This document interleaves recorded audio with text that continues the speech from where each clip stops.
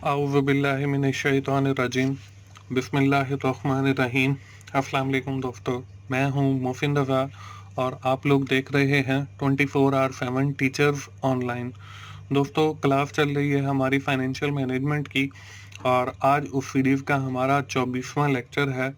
दोस्तों, आज की क्लास शुरू करने से पहले जिन दोस्तों ने अभी तक मेरा चैनल सब्सक्राइब नहीं किया है वो जल्दी से मेरा चैनल सब्सक्राइब कर लें ताकि मेरी हर आने वाली वीडियो या लेक्चर आप लोगों तक पहुंच सके और आप उससे सीख सकें। दोस्तों, हमने पिछली क्लास के अंदर जो है बात की थी रिस्क एंड रिटर्न की और हमने देखा था कि हम लोग जो है सिंगल स्टॉक के ऊपर कैसे रिस्क कैलकुलेट करते हैं। दोस्तों मैंने आपको ये भी बताया था कि ये हमारा जो है रिस्क ये सिंगल इन्वेस्टमेंट के ऊपर है। दोस्तों, आज की क्लास के अंदर हम लोग बात करने वाले हैं पोर्टफोलियो थ्योरी या पोर्टफोलियो रिटर्न के हवाले से। तो चलिए आज की क्लास शुरू करते हैं और आज की क्लास शुरू करने से पहले दोस्तों हम ये देख लेते हैं कि हमने पिछली क्लास के अंदर क्या पढ़ा था। दोस्तों, पिछली क्लास के अंदर हमने बात की थी रिस्क एंड रिटर्न की, लेकिन वो रिस्क एंड रिटर्न हमारा सिंगल स्टॉक के ऊपर था। दोस्तों, आज जो है हम बात करेंगे रिस्क एंड रिटर्न के ऊपर भी करेंगे, लेकिन हम जो है वो डबल स्टॉक के ऊपर या डबल दो स्टॉक के ऊपर बात करेंगे और उसके रिस्क की और उसके रिटर्न की बात करेंगे। उसको हम पोर्टफोलियो भी कहते हैं। दोस्तों, ये यहाँ तक तो थी हमारी पिछली क्लास और आज की क्लास में जैसे मैंने आपको पहले भी बताया हम बात करेंगे पोर्टफोलियो के ऊपर और देखेंगे कि पोर्टफोलियो थ्योरी क्या है और पोर्टफोलियो रिटर्न या पोर्टफोलियो रिस्क क्या होता है। तो चलिए आज की क्लास की इब्तिदा करते हैं और देखते हैं सबसे पहले कि पोर्टफोलियो होता क्या है। दोस्तों, हमारा जो पोर्टफोलियो का कॉन्सेप्ट है वो कॉन्सेप्ट हमारा निकला है don't put all eggs in one basket, के सारे अंडे जो हैं हमने एक टोकरी में नहीं रखने हैं बल्कि हमने मुख्तलिफ टोकरियों के अंदर रखने हैं। इसको हम पोर्टफोलियो कहते हैं। दोस्तों, पोर्टफोलियो हम कह सकते हैं कि portfolio is the collection of different stock, कि हम जब मुख्तलिफ स्टॉक को परचेज कर लेते हैं अपने पास रख लेते हैं तो इट मीन्स कि we are diversifying our investment. हमने अपनी इन्वेस्टमेंट को भी डाइवर्सिफाई कर दिया है और we have collection of different stock. हमारे पास डिफरेंट स्टॉक की कलेक्शन है और ये हम इसलिए करते हैं कि अगर हमें एक स्टॉक के अंदर लॉस हो रहा है तो हमें किसी और स्टॉक के अंदर जो है वो प्रॉफिट भी हो रहा होता है, हमें किसी और स्टॉक के अंदर जो है वो बेनिफिट मिल रहा होता है, हमें किसी और स्टॉक के अंदर जो है वो डिविडेंड ज़्यादा मिल रहा होता है। तो इसलिए जो है इन्वेस्टर वो कोशिश यही करते हैं कि वो पोर्टफोलियो क्रिएट करें ताकि अगर एक साइड पे उन्हें नुकसान हो रहा है तो दूसरी साइड पे उन्हें कहीं ना कहीं से फायदा भी मिल जाए।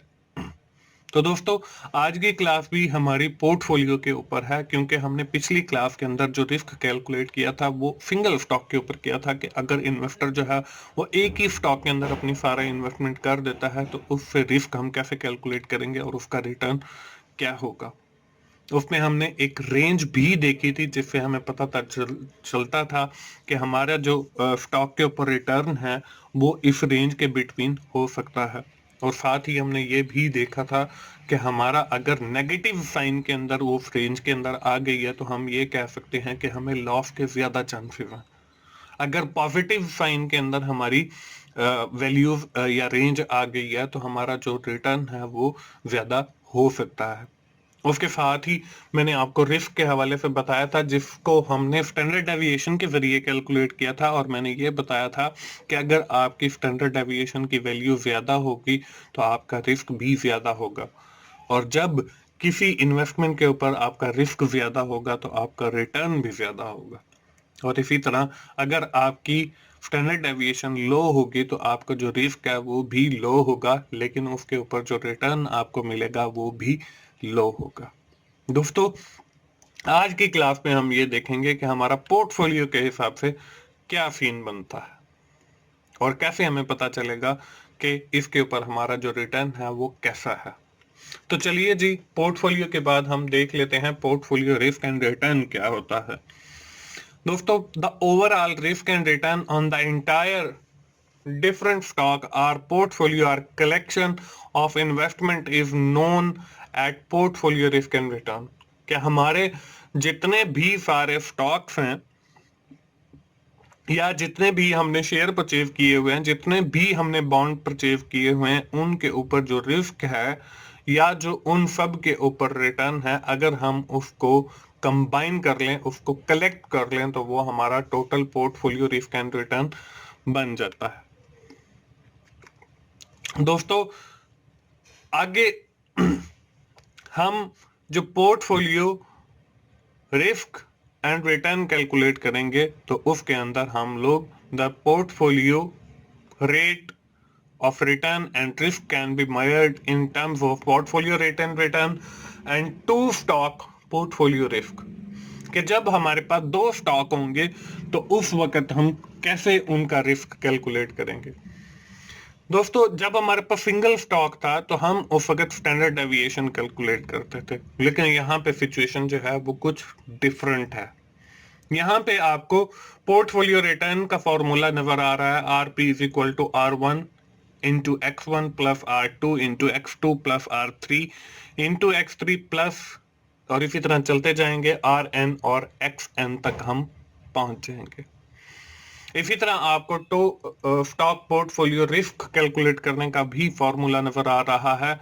इसमें P1 is equal to X A उसकी रेज टू द पावर 2 और अल्फा ए उसकी raise to the power 2 plus X B 2 और अल्फा इंटू B2 उसकी रेज टू द पावर 2 और plus 2 into X B alpha B और फिर A B हमारे पास, और उसका हम स्क्वायर रूट लेंगे।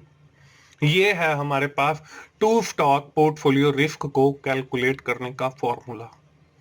दोस्तों जब हमें ये पता चल गया कि पोर्टफोलियो रेट ऑफ रिटर्न कैसे कैलकुलेट होता है और टू स्टॉक पोर्टफोलियो रिस्क कैसे कैलकुलेट होता है, तो अब हम इससे रिलेटेड एक एग्जांपल देख लेते हैं। दोस्तों यहाँ पे आपको नजर आ रहा है the two stock investment portfolio for X and Y investment company data is given below. हमें दो स्टॉक का डेटा दिया गया है, यहाँ पे एक एक्स है स्टॉक और एक वाई है।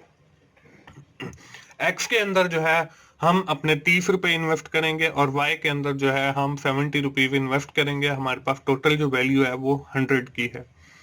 एक्सपेक्टेड इंडिविजुअल जो रिटर्न है वो हमारे पास एक्स के ऊपर 20% है और वाई के ऊपर 10% है।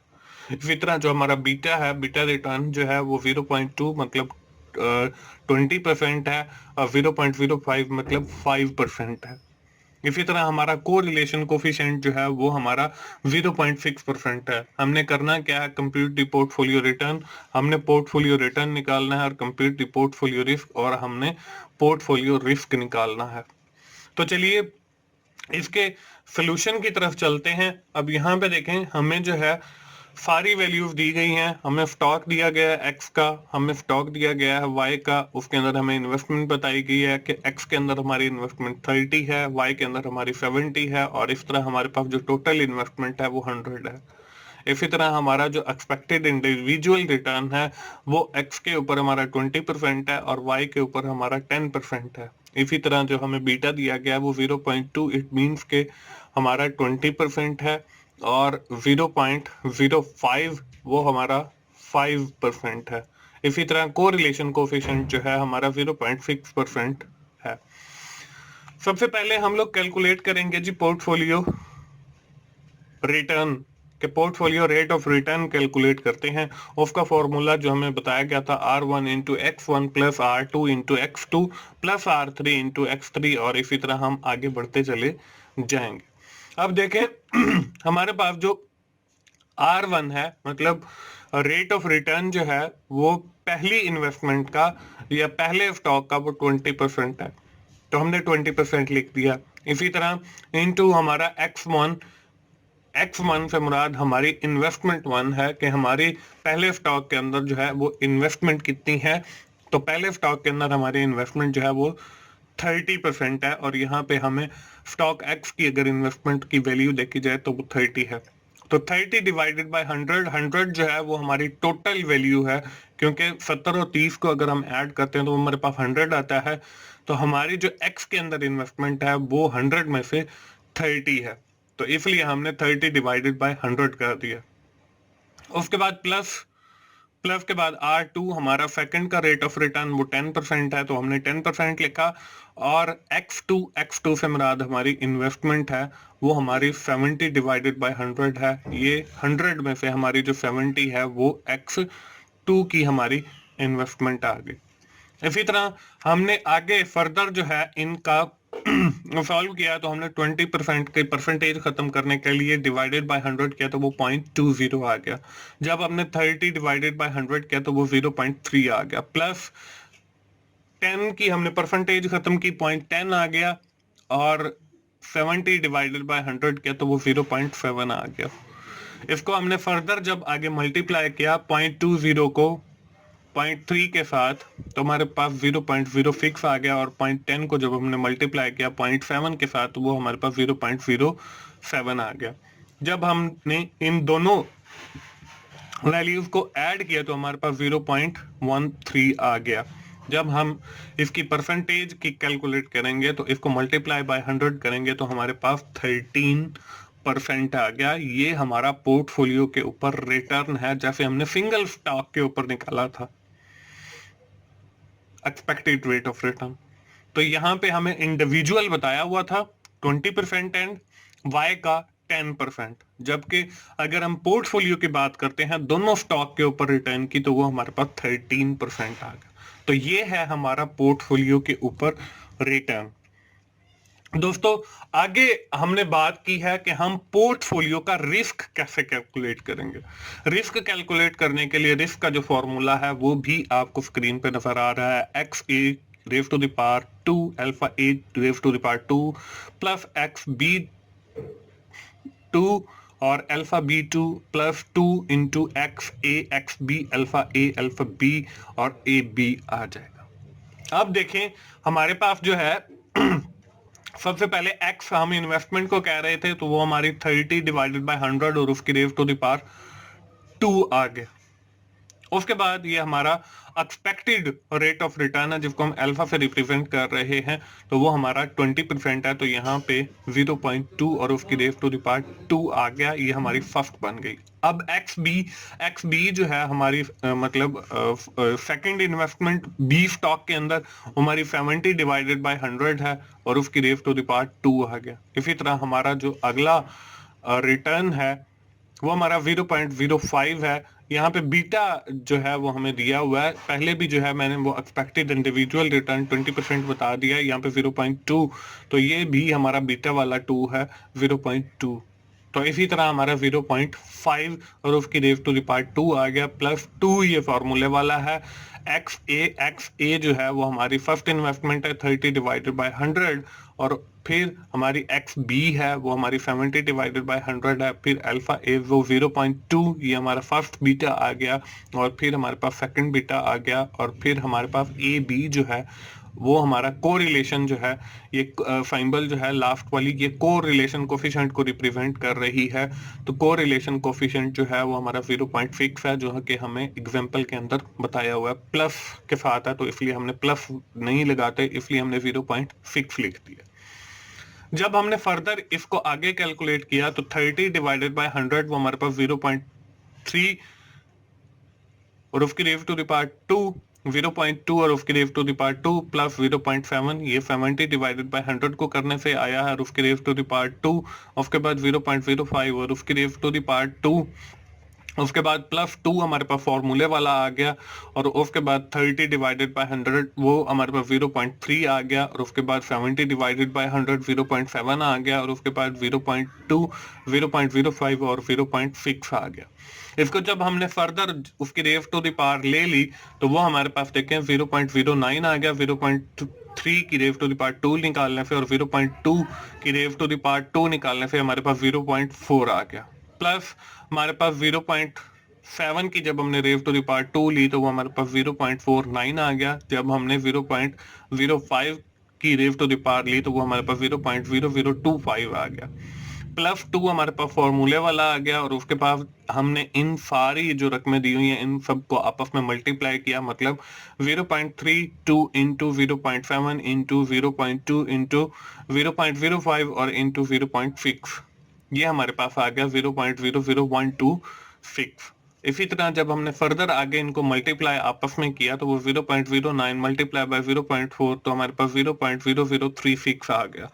इसी तरह जब हमने 0.49 को मल्टीप्लाई किया 0.0025 से तो हमारे पास 0.001225 आ गया, प्लस 2 फॉर्मूले वाला आ गया और ये हमारे पास वैसे ही आ गई वैल्यू 0.00126। जब हमने इसको आपस में मल्टीप्लाई किया तो हमारे पास जो है वो 0.0036 प्लस 0.001225 प्लस 0.00252 आ गया।